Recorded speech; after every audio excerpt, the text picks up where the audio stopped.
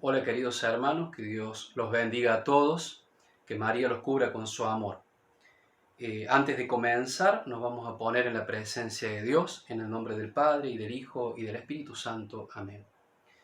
Padre Santo, Dios Todopoderoso y Eterno, infinito en tu amor, queremos pedirte, por el nombre de Jesucristo, el nombre que está por sobre todo nombre, que derrames sobre nosotros el don del Espíritu Santo. Ven Espíritu Santo, Señor y dador de vida, a inundarnos con tu presencia. Ven Espíritu Santo, a iluminar nuestra inteligencia, nuestro entendimiento, a disipar nuestras tinieblas, nuestra oscuridad. Ven Espíritu Santo, a conducirnos hasta la luz, que es Jesús, para que, conociendo más a Jesús, nos enamoremos más de Él y lo amemos más profundamente, porque nadie ama lo que no conoce. Por eso queremos conocerte cada vez más y más. Concédenos, Espíritu Santo, la gracia de una búsqueda constante, una inquietud en nuestros corazones que nos mueva a indagar siempre en los misterios de nuestro Señor. Que no se apague este deseo continuo en nuestro interior, en nuestra alma, en nuestro corazón. Y a todo esto, Padre Santo, Padre bueno, te lo pedimos y te lo agradecemos por Jesucristo nuestro Señor. Amén. Bueno, hermanos queridos, en el día de hoy me han pedido compartir sobre el módulo de la historia de la salvación el tema del pecado. Vamos a tratar de profundizar en él, así que vamos a tener nuestro cuadernito y una lapicera por si algún dato nos resulta relevante. Fiel a mi costumbre, no me la puedo quitar. Antes daba por sobreentendido que todos somos profundos lectores de la Escritura. Y por ahí la experiencia me ha llevado a no dar por sobreentendido nada, así que vuelvo a repetir lo que muchas veces algunos de ustedes me pueden haber escuchado. Hermanos, aferrémonos a la palabra de Dios, así que es bueno que todos tengan su Biblia, su palabra de Dios cerquita, que no esté empolvada ni con taritas de araña, sino que sea una Biblia donde la lectura sea algo asiduo. Y finalmente también tengamos siempre a nuestra mano el Catecismo de la Iglesia Católica. Aquí está contenida las verdades de nuestra fe, es algo precioso, y como dice un sacerdote, la lectura de la apertura del Catecismo de la Iglesia Católica destila Espíritu Santo. Así que, aferrados a su santa palabra y aferrados a lo que el magisterio nos enseña, vamos a profundizar en esta escalera del conocimiento de las cosas de Dios. Vamos a comenzar con este tema del pecado y vamos a proclamar en la Sagrada Escritura, Génesis capítulo 3, del versículo 1 al 6. Después el resto de los versículos los iré parafraseando por cuestiones de tiempo, pero vamos a ir desglosando algunos detalles importantes con respecto a este tema del pecado. Proclamo la palabra. La serpiente era el más astuto de todos los animales del campo que Yahvé Dios había hecho. Dijo a la mujer: ¿Cómo os ha dicho Dios que no comáis de ninguno de los árboles del jardín? Respondió la mujer a la serpiente: Podemos comer del fruto de los árboles del jardín, mas del fruto del árbol que está en medio del jardín ha dicho Dios: No comáis de él ni lo toquéis, so pena de muerte. Replicó la serpiente a la mujer: De ninguna manera moriréis. Es que Dios sabe muy bien que el día que comáis de él, se os abrirán los ojos y seréis como dioses, conocedores del bien y del mal. Como viese la mujer que el árbol era bueno para comer, apetecible a la vista y excelente para lograr sabiduría, tomó de su fruto y comió. Después dio también a su marido, que igualmente comió. Entonces se les abrieron a ambos los ojos y se dieron cuenta de que estaban desnudos, y cosiendo hojas de higuera se hicieron unos ceñidores. Es palabra de Dios. Bueno, ¿qué nos dice la palabra referente al pecado? Vamos a ir desglosando, como les había comentado hace un ratito. En el versículo 1 del capítulo 3 aparece este personaje, la serpiente, simbolizando al demonio, al tentador, que viene a tener un diálogo, en este caso con la mujer.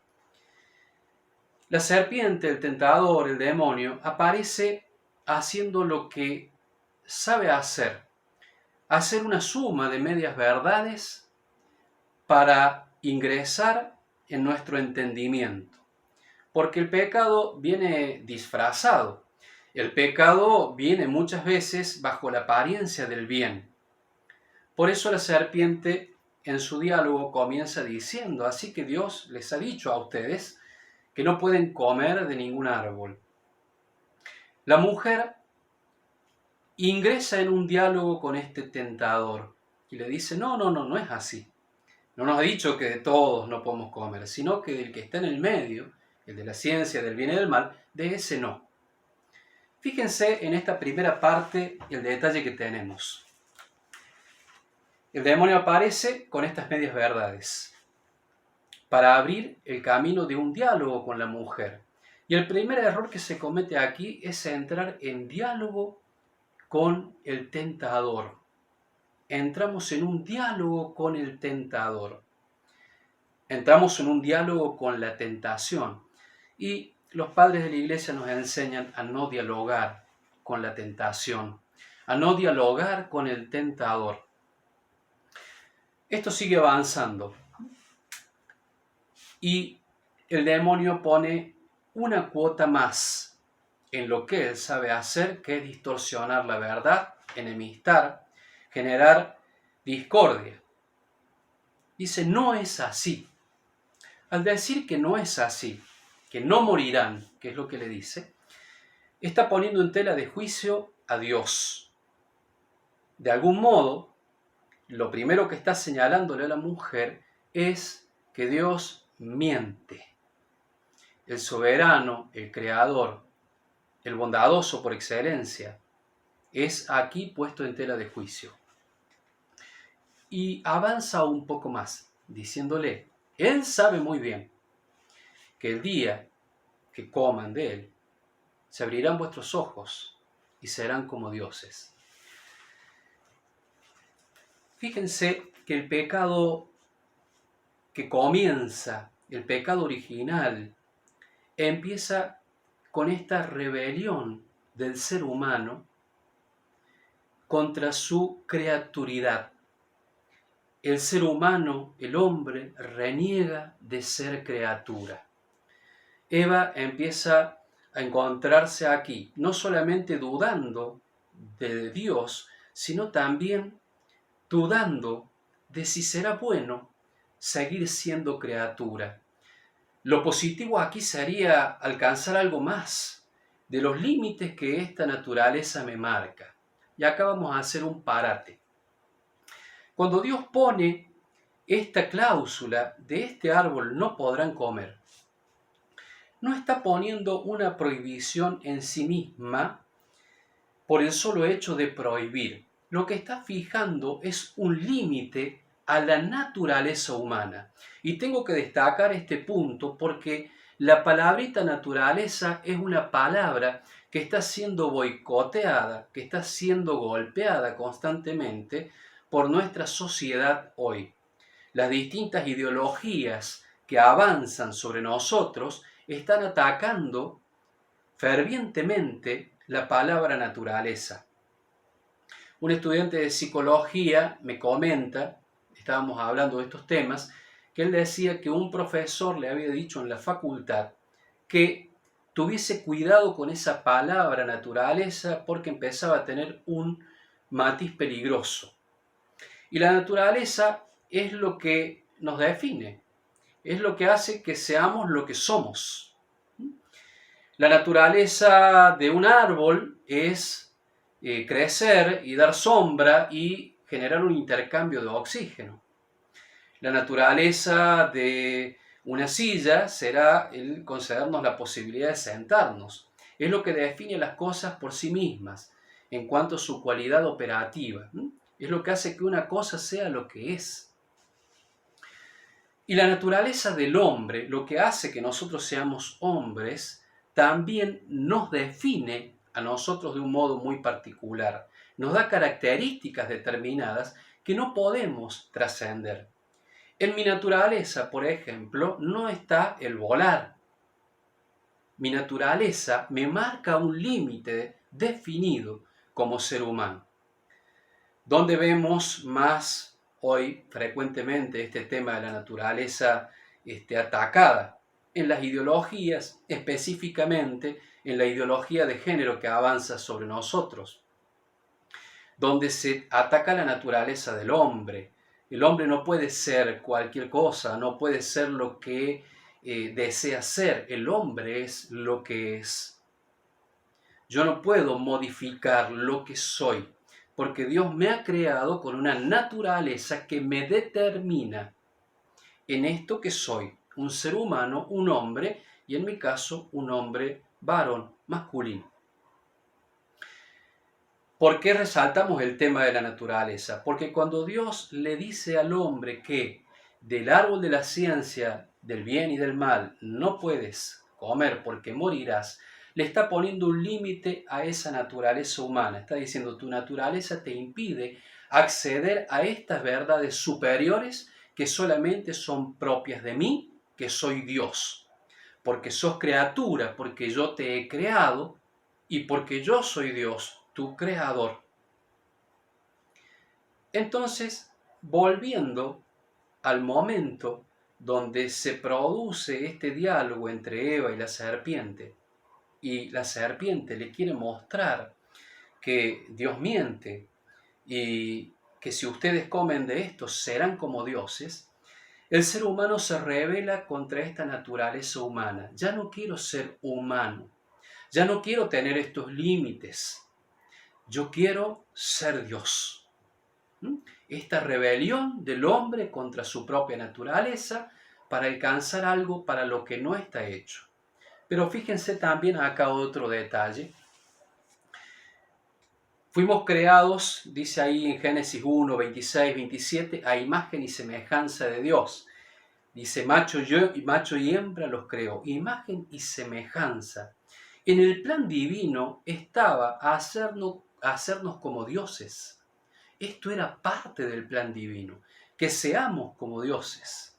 De algún modo participaba el hombre, participaba Adán y Eva de los dones naturales propios de su naturaleza humana, de dones preternaturales, que son 4, según la teología nos habla de la inmortalidad, el hombre estaba destinado a vivir eternamente, la impasibilidad, el hombre no iba a sufrir. La ciencia, el hombre tenía un conocimiento cierto de todas las cosas. Y la integridad. La integridad es que todas las pasiones humanas se sometían a su razón. Y aparte los dones naturales, los dones sobrenaturales de vivir el estado de gracia de Dios, la vida trinitaria, la vida divina, y de la contemplación de su gloria. Es decir, de algún modo el hombre ya tenía muchas de estas características que Dios se las estaba concediendo. Pero acá empieza, junto con esta mirada que reniega de la criaturidad, empieza una mirada que no solamente quiero convertirme en Dios, sino quiero ser independiente de Dios. No me interesan todos estos dones que Dios me quiso otorgar o que Dios me dio, en definitiva, sino que quiero alcanzar por mi propia fuerza, por mis propios medios, este anhelo de ser yo Dios, el Dios de mi vida. Entonces, continúa aquí comentándonos que viene el momento donde la mujer observa el fruto y dice así. Dice el texto que viendo a la mujer que el fruto era apetecible a los ojos y excelente para alcanzar sabiduría, lo probó. Esto me hace acordar hace muchos años cuando yo estaba yendo a la catequesis de Primera Comunión. El padre Felipe, un misionero oblato de María Inmaculada, nos hacía esta comparación. Decía, el pecado se presenta frente a nuestros ojos como un durazno grande, que se ve ante la mirada apetitoso, rico, pero cuando le damos el mordisco nos encontramos con el carozo duro y amargo debajo de él. Dice, así nos graficaba el padre Felipe lo que era el pecado. Y de algún modo lo que dice la Santa Escritura, viviendo a la mujer que era apetecible a la vista, y el pecado gusta. Si el pecado no gustara, no lo cometeríamos. El pecado se nos muestra apetecible a los ojos. Y dice, y también excelente para alcanzar sabiduría. Ya no tenía a Dios en su pensamiento. Ya no la movía ese encuentro profundo que había con Dios. Ya la movía solamente el deseo de despegarse de él. Se rompe ese momento de intimidad. Y una vez que la mujer come, le convida a su marido. Y dice que se abren sus ojos y se ven en su desnudez. Y se ven en su desnudez. Esto los avergüenza y con hojas de higuera se hacen una suerte de taparrabos y se ocultan. ¿Qué sucede aquí? Fíjense, se abren sus ojos. Sus ojos estaban abiertos, pero había un ojo, una mirada de pureza, una mirada íntegra. Había una integridad. Recuerden que hablamos que dentro de estos dones preternaturales que Dios le concedía al ser humano, estaba la integridad, el sometimiento de las pasiones a la razón. Había una integridad, había una mirada que no estaba viciada por nada. Pero cuando se abren los ojos, y estamos hablando de estos ojos que contienen el pecado en sí mismo, cuando se abren esos ojos, que no son los ojos de la pureza, que son los ojos de la cosificación, se empieza a cosificar al otro. En este momento, Adán empieza a mirar a la mujer cosificándola, ya no la integridad en su dimensión de su ser mujer, sino que la mira en su desnudez, cosificándola y parcializándola. Lo mismo Eva para con Adán. Por eso ya no había una mirada integradora, sino una mirada que mutila la dimensión de unidad del ser humano. Esta es otra de las consecuencias del pecado. Así fue, después continúa el relato, cuando Dios se aparece caminando por el jardín y lo llama, Adán, ¿dónde estás? Y Adán está escondido. Adán está escondido. Escucha su voz y le dice, me escondí porque estaba desnudo. Y Dios le dice, pero ¿quién te dijo que estabas desnudo? ¿Quién te lo contó? Entonces, ahí empieza, fíjense, otro movimiento del pecado. En este desarrollo que estamos haciendo de este Génesis 3.1 al 6, del 1 en adelante, estamos viendo todas las cosas que el pecado va generando desde que se comete.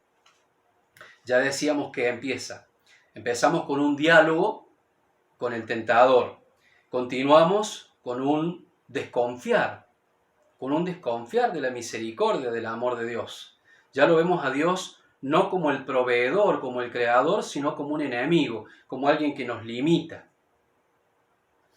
Después continúa el dejarnos arrastrar en ese afán de no querer ser criatura, de querer ser dioses, por nuestras pasiones desordenadas y deleitándonos con las cosas creadas. Fíjense, el fruto apetecible es una cosa creada y hay un deleite sobre eso creado. Ya no se pone la mirada en Dios, que es la belleza por excelencia. Hay un texto muy bonito en Sabiduría 13:1-9, donde habla de que según la belleza de las cosas creadas, por analogía podemos descubrir cuán bello es el creador de tales cosas. Bueno, la mujer en este caso no vio la belleza del creador, sino que se deleitó con la belleza de un fruto creado. Fíjense los cambios que se hacen cuando uno llega al pecado. Cambiar a Dios por las cosas. Darle entidad de Dios a una cosa. Lo segundo, ocultarnos. mutuamente, entre nosotros nos ocultamos y cosificamos al otro. Cuando el pecado se instala en nuestro corazón, tenemos una mirada que mutila la integridad y la totalidad del don del otro. Y también el ocultamiento de Dios. No solamente se ocultaban el uno del otro, sino que también se ocultaron de Dios, que es lo que pasa cuando cometemos pecados. Se ocultan de Dios. Y cuando Dios le pregunta, ¿y quién te dijo? ¿Quién te dijo que estabas desnudo? Entonces él dice, fíjense, empieza el despegarme de mis responsabilidades. No asumo la responsabilidad. Es otra consecuencia también del pecado. ¿Por qué? Porque dice, la mujer, le pregunta a la mujer, dice que la serpiente lo sedujo y comí. El hombre le dice, la mujer que me diste me dio de comer y yo comí. Fíjense esta dimensión, se van tirando la pelota el uno al otro. Adán no acepta su responsabilidad, dice, la mujer fue la que me dio. Pero acá hay una palabrita también que nos da una revelación más grande todavía, llegar a culpar a Dios. La mujer que tú me diste, Señor, de algún modo, es tu responsabilidad también que yo haya pecado. El hombre no acepta su responsabilidad, no se hace responsable de sus actos. No solamente culpa a la mujer, sino que también culpa a Dios. Acá también vamos a hacer otro pequeño paréntesis.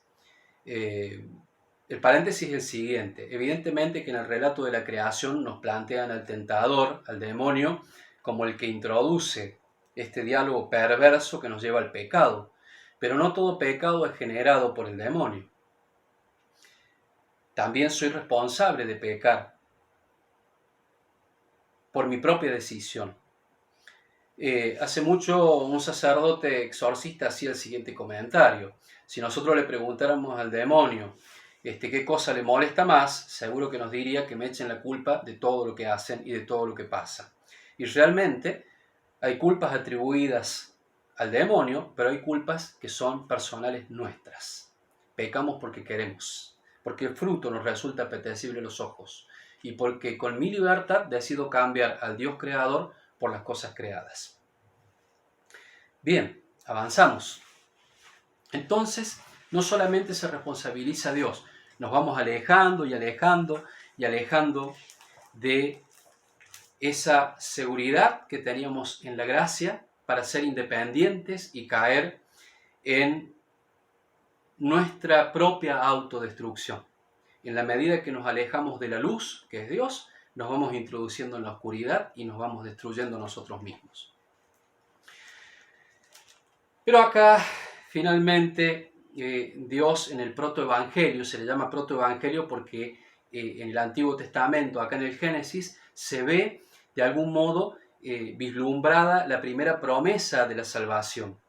Cuando le dice en Génesis 3:15, cuando la mujer refiere a la serpiente, dice, pondré enemistad, le dice a la serpiente, porque Dios se dirige a la serpiente diciéndole, pondré enemistad entre tú y la mujer, entre tu linaje y el suyo. Tú le echarás el talón y ella te aplastará la cabeza. Ese es el primer anuncio de salvación. Esa enemistad y esa victoria del linaje de la mujer y de la mujer aplastando la cabeza de la serpiente. Sigue avanzando el texto y vienen una suerte de maldiciones. Así lo dice la Escritura. Está la maldición de parirás tus hijos con dolor, la maldición de ahora trabajarás la tierra y ganarás el pan con el sudor de tu frente. Después también está hacia la serpiente, te arrastrarás, comerás polvo, pero me interesa puntualizar la que refiere al ser humano. No es que el trabajo fuera considerado una maldición, pero antes, en el primer estado de Adán y Eva, el trabajo no generaba el cansancio por este don preternatural que decimos de la impasibilidad, de no sufrir, de no tener la pesadez. pero ahora sí el trabajo iba a generar el cansancio y la fatiga. Lo mismo, de algún modo, que los dolores de parto para la mujer. Y acá le dice, y polvo eres y en polvo te convertirás, también le dice a Dios. Los voy a remitir a Génesis capítulo 2, versículo 7. Cuando Dios crea al hombre, lo hace del barro. En el segundo relato de la creación va formando el barro y dice, le da forma y sopla su ruaj, su aliento divino sobre sus narices, y el hombre fue un ser viviente. Fíjense esta antítesis. Al barro le añade su ruaj y hay un ser viviente. Pero acá, en este momento donde el hombre ha caído y ha pecado, cae esta maldición. Eres polvo y de algún modo te quito mi ruaj y en polvo te convertirás. Le está hablando de su muerte. Pero evidentemente ya en el 3.15 ya nos está hablando también de esa promesa de salvación. Esto no es para siempre. Vendrá el Redentor. Bueno, esto ya queda para el tema que sigue aquí, que es la promesa de salvación. Entonces me limito y me remito a esta parte. Entonces fíjense todas las consecuencias que el primer pecado generado por nuestra libertad, este pecado original que es un pecado no de acto, sino es un pecado adquirido por el hombre. Y vamos a definirlo conforme a el catecismo de la Iglesia Católica, por eso les hablaba del catecismo. Hay muchos artículos muy lindos que los pueden buscar, y también está en el apunte de esta parte de la historia de la salvación. Sería lindo que lo reflexionen y lo profundicen. Pero voy al artículo 1846 del Catecismo de la Iglesia Católica, donde define el pecado como una falta contra la razón, la verdad y la conciencia recta. Fíjense por qué es importante tener en cuenta esto de la falta contra la razón, la verdad y la conciencia recta. Porque en esto de los dones pretanaturales que hablábamos en un momento, en esto de la integridad y de la ciencia, como dones de tener el conocimiento de las cosas y el sometimiento de las pasiones, producto del pecado se atenta contra esta conciencia recta, se atenta contra la verdad. Entonces, el pecado es esto, también lo plantea como una ofensa hacia Dios, como una ofensa también hacia Dios y hacia el prójimo. San Agustín diría del pecado que el pecado es el amor exagerado de sí hasta el desprecio de Dios. Hay muchas definiciones de pecado, pero prefiero quedarme más o menos con esta. Es, como les decía en un comienzo, esto de amar a las cosas creadas por encima del amor que le debo al Creador por excelencia. Entonces la Iglesia ya nos pone en advertencia de que se trata del pecado. Y para más o menos ir cerrando, ya estoy viendo que me queda poquito tiempo, pero vamos a tratar de meter todas las ideas, porque es muy largo el tema y estoy tratando de comprimir y de resumir. Dentro de nuestra Santa Iglesia tenemos esta bendita potestad dada por Jesucristo a los hombres, en este caso a los sacerdotes, que tienen el poder sacerdotal de perdonar los pecados, porque ellos actúan in persona Christi capitis. Cada vez que ellos perdonan los pecados, es Jesucristo perdonando en ellos. Es el hombre, es el sacerdote, el instrumento, el medio, ¿sí?, del cual Dios se vale para perdonar nuestros pecados. Y más o menos haciendo un poquito de hincapié, porque por ahí la gente le da curiosidad a este tema del pecado que estábamos mencionando, sobre distinguirlos entre un pecado venial y un pecado mortal. Bueno, el Magisterio de la Iglesia también nos explica que el pecado venial es aquel que no hiere a la caridad. Es algo simple, es algo sencillo, que no ofende y que no hiere a la caridad. Y que un pecado mortal es aquel que tiene tres características. Primero, el pecado mortal tiene que atentar contra materia grave. Materia grave, entiéndase la palabra grave, importante. En este caso, serían los 10 mandamientos. Hay que tener conocimiento de que es un pecado, ¿sí?, y libertad para cometerlo. Es decir, para que haya pecado grave, para que haya pecado mortal, tenemos que tener materia grave, conocimiento y libertad. Si faltare alguno de estos tres, no se considera pecado mortal. Y la Iglesia nos pide también confesar los pecados mortales y sugiere que los veniales es bueno. ¿Por qué? Porque la multitud de los pecados veniales pueden predisponernos a un pecado mortal. Finalmente, les voy a cerrar con los cinco como nos enseñaba en la catequesis de la primera comunión, los 5 pasos de la buena confesión, que tenemos el examen de conciencia, el dolor de los pecados o llámese contrición. La contrición, dice el magisterio de la Iglesia, la podemos dividir en la contrición perfecta, que nos perdona los pecados veniales y que nos predispone también, nos puede perdonar los pecados mortales, teniendo el firme propósito de confesarnos cuanto antes. ¿Y qué es la contrición, este dolor de los pecados, esta contrición perfecta? Aquel dolor que nace de haberlo ofendido a Dios, la aversión que tengo de haber, de algún modo, si teológicamente se pudiera decir así, haber atentado contra mi Señor, haberle faltado al amor. Y hay una atrición, una contrición imperfecta o atrición, que nace del temor a perder la salvación, del temor al castigo.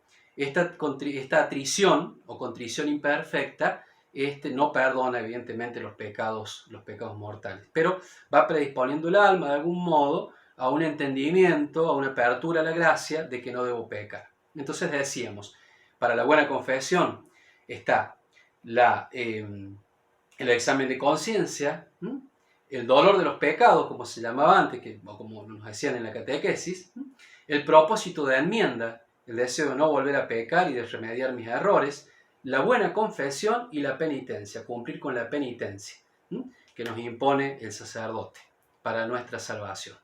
Bueno, pido disculpas por haber comprimido tanto, es un tema muy hermoso, da para un montón de cosas, pero bueno, los tiempos son tiranos, así que hasta acá llegamos, hermanos, que Dios los bendiga, que María los guarde en su amor y que bueno, nos podamos volver a encontrar.